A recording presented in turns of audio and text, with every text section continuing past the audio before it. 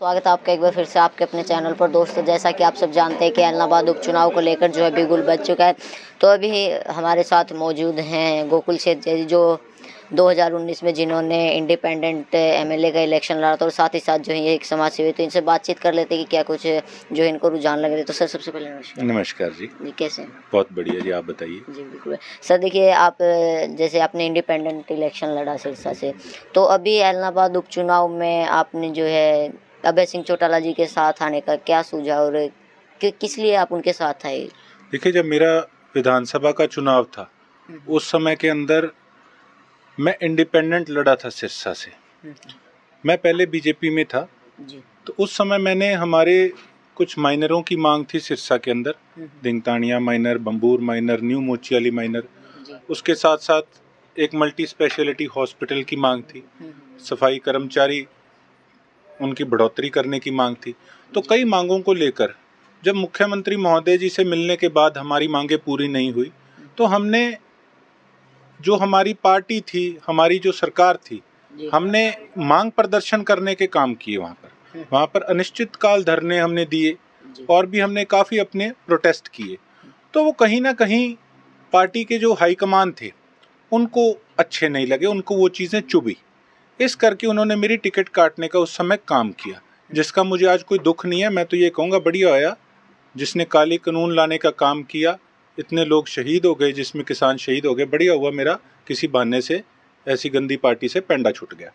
तो उस समय मेरे काम को देखते हुए, हमारे पूरे संगठन की एक ईमानदारी से मेहनत जो थी उसको देखते हुए, चौधरी अभय सिंह चौटाला जी ने, बड़े चौटाला साहब ने मुझे वहाँ पर सिरसा विधानसभा सीट पर अपना कैंडिडेट ना खड़ा कर मुझे समर्थन देने का काम किया जी। और उस समय मेरे पिताजी भी काफ़ी सीरियस हो गए थे, तो मैदानता में उनको 4-5 दिन के लिए एडमिट रखना पड़ा। तो मेरे पीछे से भी चौटाला साहब ने सारा मेरा प्रचार संभाला, बड़ी मेरे लिए मेहनत करी। मैं तो एक बात कहूँगा, मैंने बहुत बड़े बड़े लीडर देखे हैं।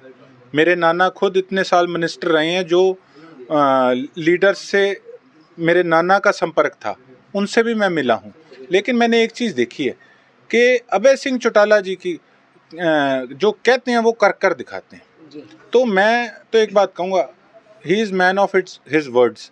जो उन्होंने कहा है, तो मुझे इसलिए तसल्ली है कि यहाँ पर कोई धोखे वाली बात नहीं है। जो बात है बिल्कुल स्पष्ट है, और इसी चीज़ की कमी आज राजनीति के अंदर सबसे बड़ी कमी है कि लोग अपनी बात पर, अपने कमिटमेंट्स पर पॉलिटिशियंस पूरा नहीं उतरते जी। तो उन्होंने मेरा साथ दिया। आज मेरा वक्त है कि ब्याज समेत उनका एहसान उतारूं मैं, और मुझे इस चीज़ की खुशी भी है कि जिनके साथ हमारा गठबंधन है, गठजोड़ है हमारा, उन्होंने आज इन विपरीत स्थितियों के अंदर किसानों के साथ, पूरे देश के अंदर केवल एक विधायक थे जिन्होंने अपना इस्तीफा देने का काम कर किसानों के साथ स्टैंड लेने का काम किया जी। अभी आपने बताया कि भाई जो पॉलिटिशियन कमिटमेंट करते हैं उनमें से एक अभय सिंह चौटाला ऐसे हैं जो अपने कमिटमेंट पर खरे उतरते, लेकिन उन्होंने एक बात और कही थी कि भाई जब तक ये 3 कृषि कानून वापस नहीं हो जाते, मैं विधानसभा में पैर नहीं रखूँगा। तो फिर वो दोबारा से चुनाव क्यों लड़े? देखिए, बात कोई घुमाने की नहीं है ब्रदर। बात ऐसी है कि मैंने उनकी ये स्टेटमेंट नहीं सुनी। उन्होंने एक बात ज़रूर कही थी कि मेरे जो इलाके के लोग हैं, अगर वो कहेंगे तो मैं इस्तीफ़ा दूंगा। मैं गांव-गांव जाकर किसान भाइयों से बात करूंगा कि कल को वो ये ना कह दें कि हमने वोट डाली थी और आपने अपना इस्तीफ़ा क्यों दिया। और अगर मैं इलेक्शन भी लड़ूंगा तो वो उनके कहने पे लड़ूंगा जी। तो उन्होंने चोपटा मंडी के अंदर एक पंचायत बुलाने का काम किया, जिसमें 7-8 हज़ार वहाँ पर ऐलनाबाद विधानसभा के लोग उपस्थित थे। तो उन्होंने नाम सिलेक्ट किया कि अगर ऐलनाबाद के अंदर ये जो आज धक्काशाही करने वाली तानाशाही पार्टियां, जो सरकारें, अगर इनको कोई आड़े हाथों ले सकता है तो केवल अभय सिंह चौटाला जी ले सकते हैं। इन्होंने कोई कमरे में या ड्राइंग रूम में बैठकर अपना निर्णय नहीं लिया, लोगों के कहने पर ये चुनाव में उतरे जी बिल्कुल। ये तो हुई बात हमारी जो है उपचुनाव को लेकर। अभी हम आपके थोड़ा सा, जैसे हमने आपके बारे में पढ़ा है, तो उससे रिलेटेड बात कर लेते हैं। देखिए, जैसे आप एक सोशल एक्टिविस्ट हैं, आप समाज सेवा करते रहते हैं, सामाजिक कार्यक्रमों का आयोजन करते रहते हैं अच्छे संदेश देने के लिए। तो आपको राजनीति में आने की क्या ज़रूरत पड़ी? क्या आप समाज सेवी रहकर भी लोगों का भला कर सकते थे? ब्रदर, पहली बात कि आज जो डेफिनेशन है समाज सेवी की और पॉलिटिशियन की, जी। ये बड़ी गलत एक सिस्टम हो रहा है। जो समाज सेवी होता है, समाज सेवी होता है जिसको कोई लेना देना नहीं होता किसी चीज़ से, राजनीति से।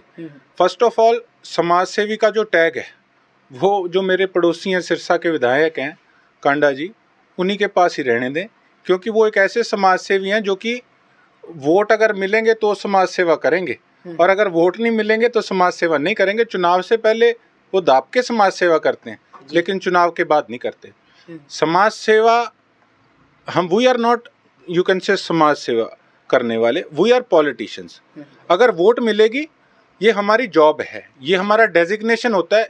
If we will become MLA और एमपी और कोई भी हम सीट पे आएंगे तो हम वो ओहदेदार बनेंगे। समाज सेवी तो हम तो को आएंगे कि अगर हम चुनाव ना लड़े तो। इस डेफिनेशन को, समाज सेवा की जो लाइन है ना, इस वर्ड को पॉलिटिक्स के अंदर यूज़ करके लोगों को भ्रमित करने का काम किया जा रहा है। मैं इसको थोड़ा सा एग्जैक्ट करना चाहूँगा कि हम पॉलिटिशियन ज़रूर हैं लेकिन हम एक ऐसे पॉलिटिशियन हैं जिसको देखकर लोगों को ये नहीं होता कि ये झूठा है या ये गंदी राजनीति करने वाला है। वो साफ कहते हैं कि ये एक पॉलिटिशियन है, हमारा भाई है, सच्चाई से और अच्छाई से राजनीति करता है। जी बिल्कुल। देखिए क्या होता है कि जब चुनाव आता है, उम्मीदवार खड़ा होता है, हार जाता है, जीत जाता है, वो अलग बात है, लेकिन धन्यवादी दौरे कोई कोई करता है, कोई नहीं करता। हमने आपकी एक पोस्ट देखी जिसमें आपने जो है नंगे पाँव चलकर जो है सभी का धन्यवाद किया, तो वो अनुभव आपका कैसा था? देखिए, जब भी हम किसी भी धार्मिक स्थल पे जाते हैं, बेशक मंदिर है, गुरुद्वारा साहब है, मस्जिद है, चर्च है, तो हम नंगे पैर वहाँ पर माथा परमात्मा के पास टेकने का काम करते हैं। जो सिरसा विधानसभा जो है वो मेरे लिए धार्मिक स्थल है, जहाँ पर बिना एक पैसे के, बिना एक शराब की बोतल के, बिना किसी झूठे वादे के हमने चुनाव लड़ा और लोगों ने भरपूर आशीर्वाद दिया। जितना कहूँ उतना कम है। उन्होंने मेरी एक हैसियत बनाने का काम किया, मेरा एक पूरे हरियाणा के अंदर नाम बनाने का काम किया। मैं कोई अपने आप को एमएलए से कम नहीं समझता, एमएलए तो 90 फिरते हैं, क्या फ़र्क पड़ता है। लेकिन सरसा वालों को अपने इस बच्चे पे, अपने भाई पे आज प्राउड है। मेरे लिए यही एमएलए से बहुत बड़ी बात है। जी बिल्कुल, बहुत बहुत धन्यवाद आपका। तो आप अंत में हमारे दर्शकों को क्या संदेश देना चाहेंगे जो 30 तारीख को एलनाबाद उपचुनाव को लेकर वोटिंग होने वाली? मैं एक बात कहना चाहूँगा साथियों, कहने में और करने में बड़ा फ़र्क होता है। आपने देखा बीजेपी ने जो कहा, बीजेपी के अंदर जो अब ज्वाइन करें यहाँ के कैंडिडेट वो जो कह रहे हैं, एक पत्रकार बहन ने उनसे सवाल पूछा कि आप पे तो इतने केस हैं, किस तरीके से हड़बड़ा गए, आपने देखा होगा। जो लोगों को सारी बात का पता है फिर भी वो लोग झूठ बोल रहे हैं, तो आगे उनसे क्या उम्मीद करते हो। और Chaudhary Abhay Singh Chautala is man of his words, किसानों के लिए करके भी दिखाया है। कांग्रेस पार्टी कहती है कि ये तो उंगली कटाकर शहीद होना चाहते हैं, तुम कटा लेते, तुमसे क्यों नहीं हुआ। इसको राजनीतिक स्टंट कहते हैं।